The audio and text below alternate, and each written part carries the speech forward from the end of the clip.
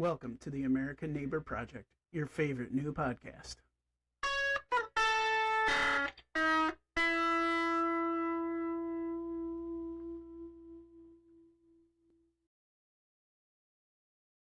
Welcome to the American Neighbor Project. In January, I launched the podcast with an amazing interview with the intention of releasing a new episode every month. I'm building a pipeline of interviews to keep you updated with extraordinary stories about everyday Americans to broaden our perspectives. Unfortunately, everyone I'm talking to is very busy doing the best they can, just like you and I. I appreciate your patience as I work to get future episodes recorded and released. I have exciting interviews ahead, but today's episode is going to be a little different. It's reflections that I've had about an experience that I want to share with you about building more community and neighbors. Today, I want to talk to you about winter camp, worship, and hope. This past weekend, I had the privilege of heading back to Camp Timberley with our church youth group, my wife, 3 teenage kids, and head to East Troy, Wisconsin. Timberley has been registering to kids since 1972. They provide activities for kids, provide an opportunity for worship, and present the gospel of Jesus, all within a youth camp experience. Our church tradition is to go to Winter Extreme Camp every Friday through Sunday in the end of February. Lord of Life, under the leadership of Pastor Brian Zilke, has been bringing this awesome experience for over 20 years now. If you've ever done one of these weekends, you already know the headline. It was cold, the days were long, and the nights were even longer. And when I say long nights, I mean the kind of night where you're standing in the middle of a cabin that smells like an unholy mix of body odor, Doritos, and Red Bull at 12:30 in the morning, questioning your life choices. The challenge is trying to convince a group of middle school boys who are absolutely vibrating from sugar, adrenaline, Red Bull, and the sheer joy of being together. That is the fact that, yes, every human requires sleep. Dread in your soul that you know someone is going to wake up at 5 a.m. and you're still not asleep. But you control the chaos.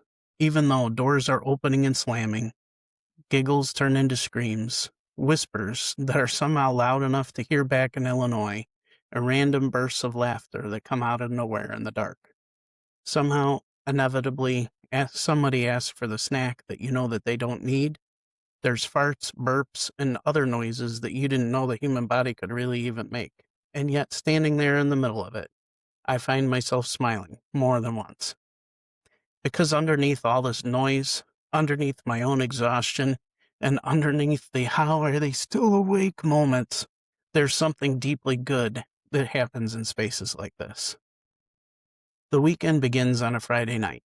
We met at Lord of Life Church. This year, we packed 82 kids into a bus, 2 15-passenger vans, followed by 2 minivans and 3 SUVs loaded full of bags, pillows, and sleeping bags. After a quick 2-hour drive north, we started with a leaders meeting.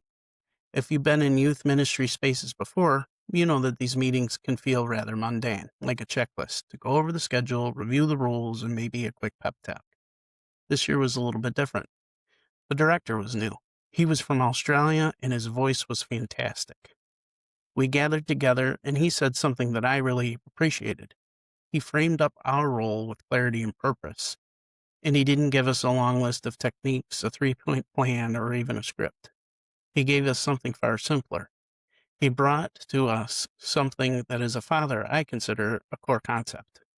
He said, basically, in essence, be the example of what you want your students to be.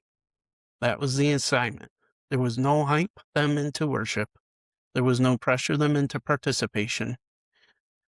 There was no need to manufacture emotional moments. We just simply had to model it for them. If we want to see the students engage in passionate worship, lift our own hands, let our own voices be heard. Then we need to stand in front of them and let them see that. Genuine worship is really contagious, and they are watching us. If we want them to pray boldly, we should pray boldly with them. If we want them to serve, we should serve.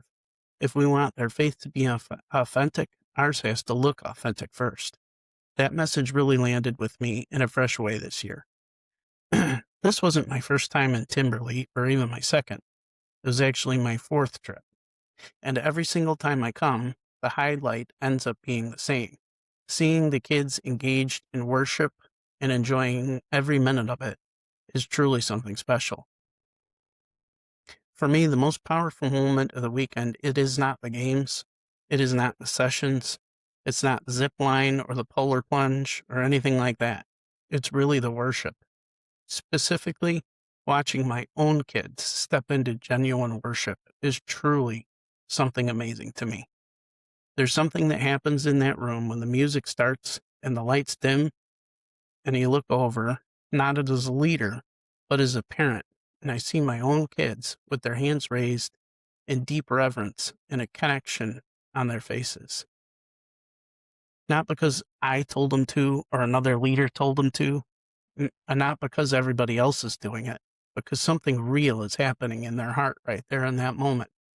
Jesus is in the room and touching us all in an individual and deeply meaningful way.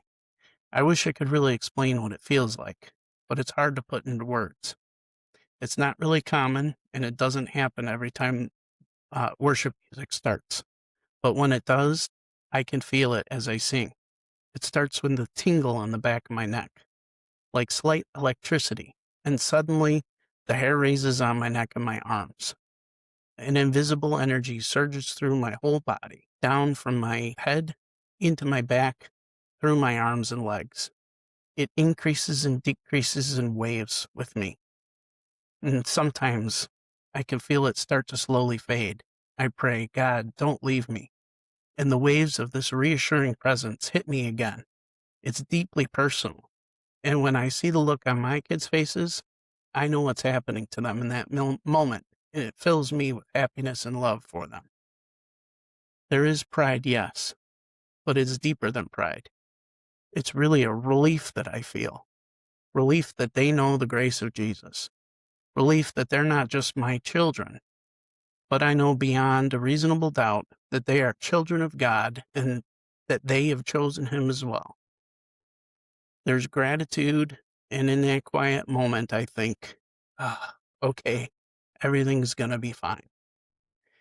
And as a parent in today's busy world, where there's so many competing voices pulling at our kids, and there's so much uncertainty, these moments really matter. In just a moment, I'm going to play for you a clip from this weekend, specifically in that worship.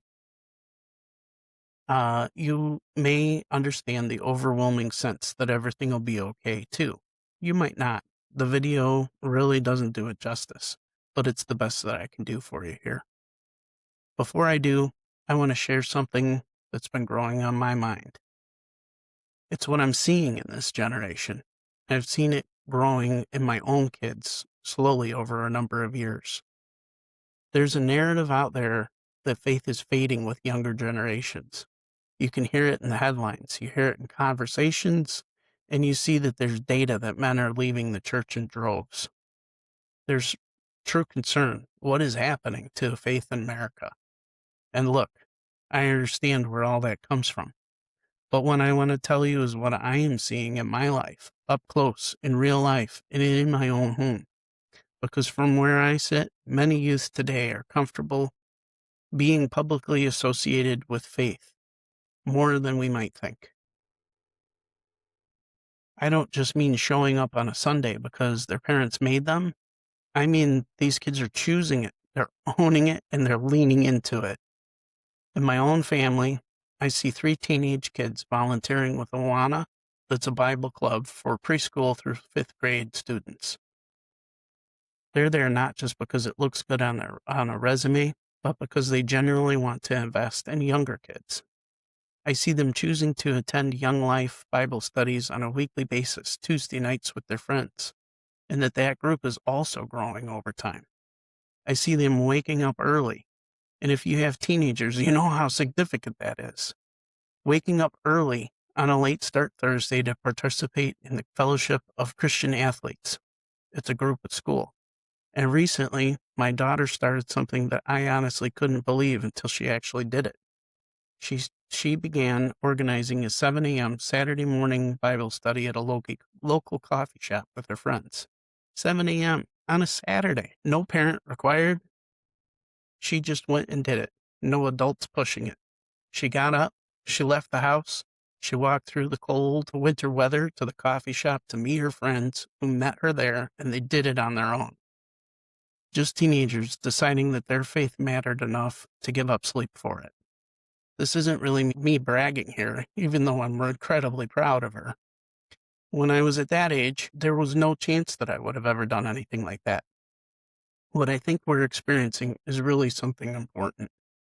And this weekend, the speaker who talked to us each session, his name was Joe Bragg. He delivered a message that was both simple and deeply challenging. He challenged the students to lean into their unseen faith, to live their lives in a way that people around them would naturally ask, why are you different? Why are you different? It was a really profound question. We're not judgmental. We're not demanding. We're not performative. We just act differently. We treat people differently. We're different in the way that we care for other people's needs. Different in how we handle pressure. Different in how they respond to things that don't go their way. Different in how they care for people individually. That kind of faith isn't built in a single emotional moment. It's built quiet, daily choices over time. These are all small acts of integrity. The unseen moments they respond in worship that looks like this.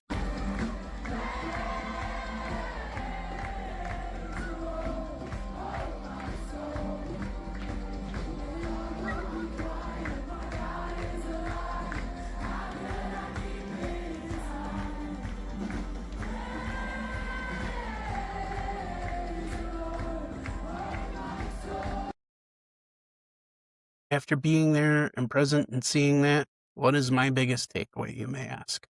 Well, when the weekend wrapped up, we loaded up tired kids, even more tired leaders, and we all went back into our buses and cars.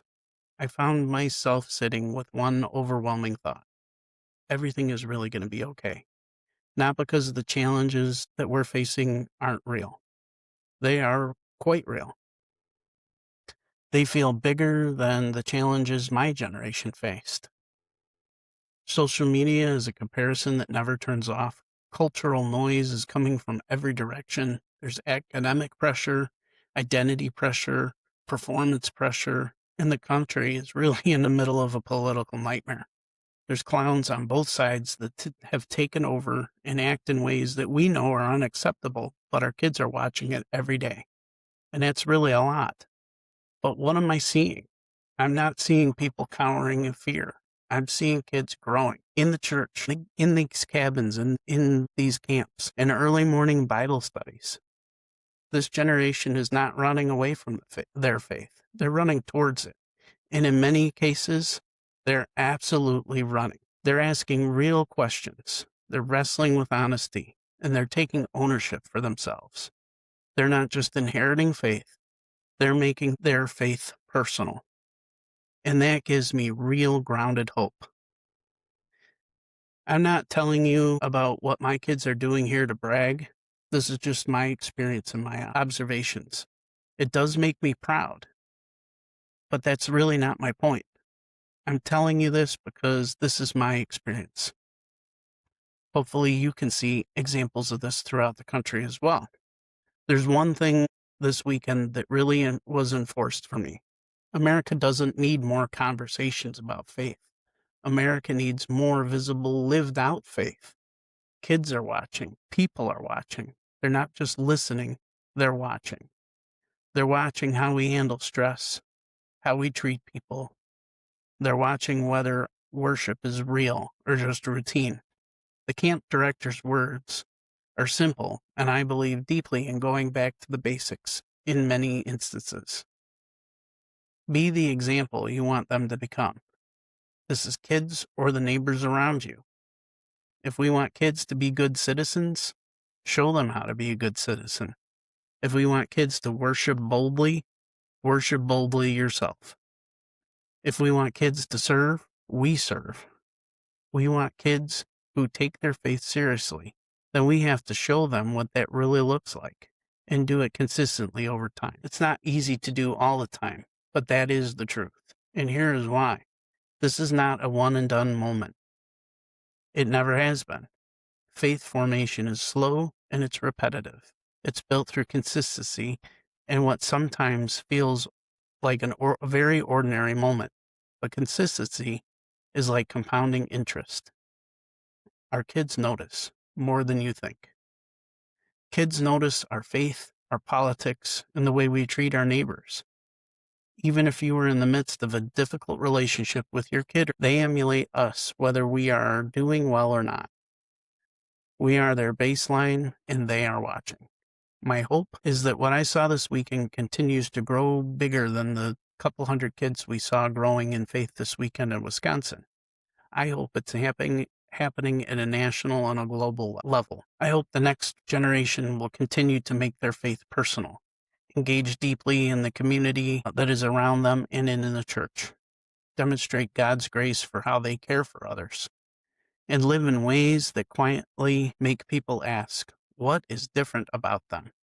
Why am I making so much about Christian faith on a podcast about America?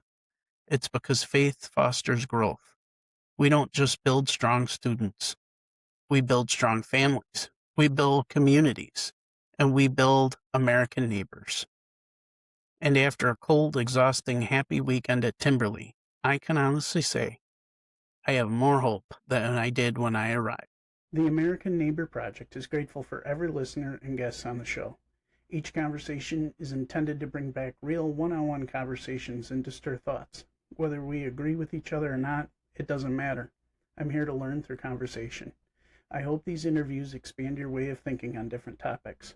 Most importantly, I hope it encourages you to talk to your neighbors, especially the ones that you don't think you'll agree with. You'll be surprised. There's more to agree on than not. I can't continue to do this show without amazing guests. If you know an everyday American with an extraordinary story, I want to hear it and maybe bring on a new guest to the show. Please navigate to american-neighbor-project.com/contact and tell me about this amazing story.